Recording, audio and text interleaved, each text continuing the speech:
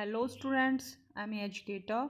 In our today's video, we are going to discuss about class 9 chapter 14 statistics. We have already discussed 13 chapters of class 9, so you can watch that videos on my channel's playlist. So let's start. Today's topic is statistics. So इस chapter में हम students कौन से topics के बारे में discuss करेंगे?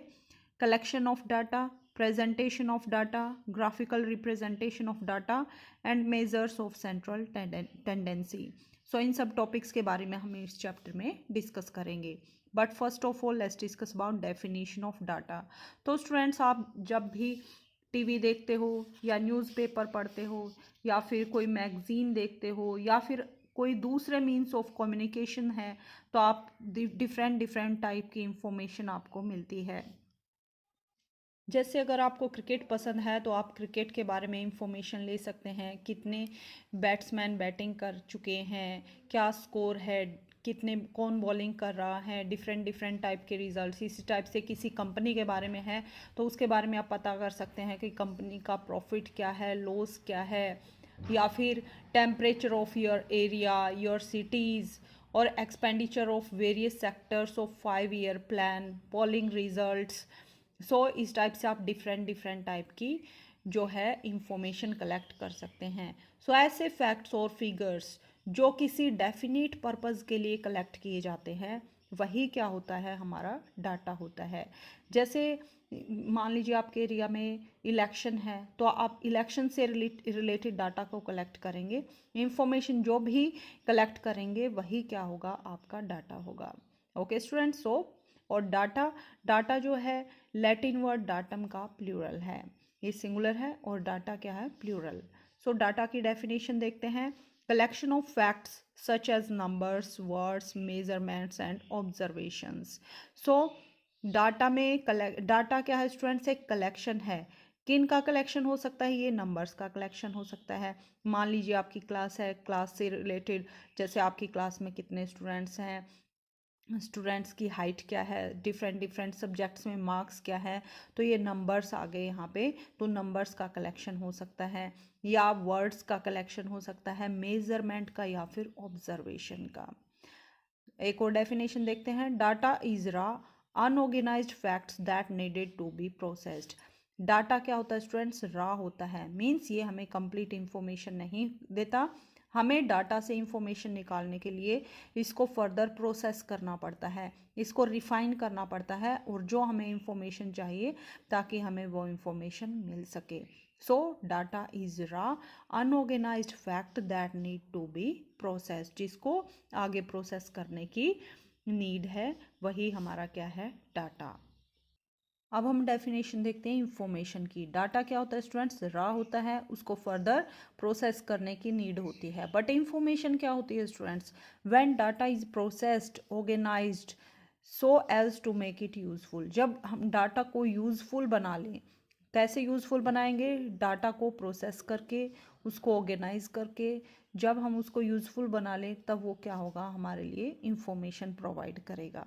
जैसे मान लीजिए आपकी क्लास टीचर है, उनके पास क्या होता है इंफॉर्मेशन, जैसे सीरियल नंबर है, name of student, father name, class. तो ये क्या है स्टूडेंट्स, हमारे पास इंफॉर्मेशन मिल रही है कि फर्स्ट स्टूडेंट है, स्टूडेंट का नेम मान लीजिए ए है, इनके फादर का नाम बी है और क्लास कौन सी है, 9th. इसी टाइप से डिफरेंट स्टूडेंट्स की के बारे में आप डाटा को ऑर्गेनाइज करके और प्रोसेस करके हम डिफरेंट इंफॉर्मेशन यहाँ पे कलेक्ट कर सकते हैं.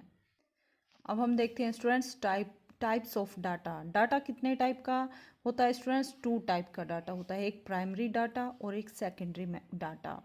प्राइमरी और सेकेंडरी में क्या डिफरेंस है स्टूडेंट्स, प्राइमरी डाटा वो होता है जो कलेक्ट करने वाला खुद से कलेक्ट करता है. और सेकेंडरी कौन सा होता है, वो डाटा जब कलेक्ट करने वाला कोई भी हो सकता है, वो खुद से कलेक्ट ना करके किसी रिकॉर्ड से या फिर अदर किसी सोर्स से उसके बारे में इंफॉर्मेशन कलेक्ट करे. जैसे मान लीजिए स्टूडेंट्स, आपकी टीचर ने 2 स्टूडेंट्स को लिया, ए और बी.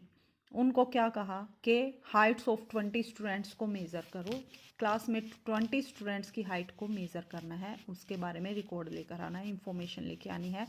जैसे ए स्टूडेंट है, उसने खुद से डाटा कलेक्ट किया, हर एक स्टूडेंट के पास जाकर उसकी हाइट के बारे में पूछा या फिर खुद से मेज़र किया और इसका कलेक्ट किया, रिकॉर्ड तैयार किया।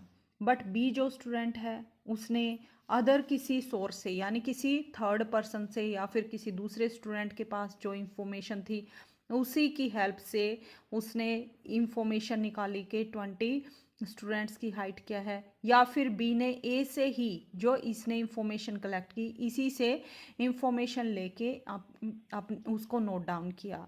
तो बी ने क्या किया, डायरेक्ट खुद जाके इंफॉर्मेशन को कलेक्ट नहीं किया है, डाटा को कलेक्ट नहीं किया, किसी दूसरे सोर्स से कलेक्ट किया है।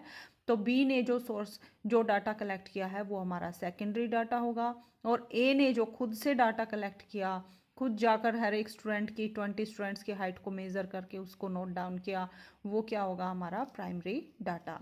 सो प्राइमरी डाटा की डेफिनेशन देखते हैं। When information is collected by investigator herself और himself with definite objective in mind. Means mind में हमें पता है कि क्या करना है। जैसे हाइट चाहिए 20 स्टूडेंट्स की, तो जो इन्वेस्टिगेटर है उसको पता है कि उसे क्या करना है और वो खुद जाकर उसके बारे में इंफॉर्मेशन कलेक्ट करे, that is known as primary data. And secondary data when information is gathered from a source which already had the information stored. किसी दूसरे सोर्स से इंफॉर्मेशन कलेक्ट की जाए जहाँ पे उस सोर्स के पास ऑलरेडी इंफॉर्मेशन स्टोर हो, या फिर मान लीजिए कोई सी स्टूडेंट है उससे बी ने हेल्प ले ली, तो बी ने क्या किया, सेकेंडरी डाटा कलेक्ट किया, और ए ने जो खुद से सारा मेहनत की है, हर एक स्टूडेंट के पास जाकर उसकी हाइट को मेज़र किया है या फिर उनसे ओरल जाके पूछा है और फिर रिकॉर्ड बनाया है।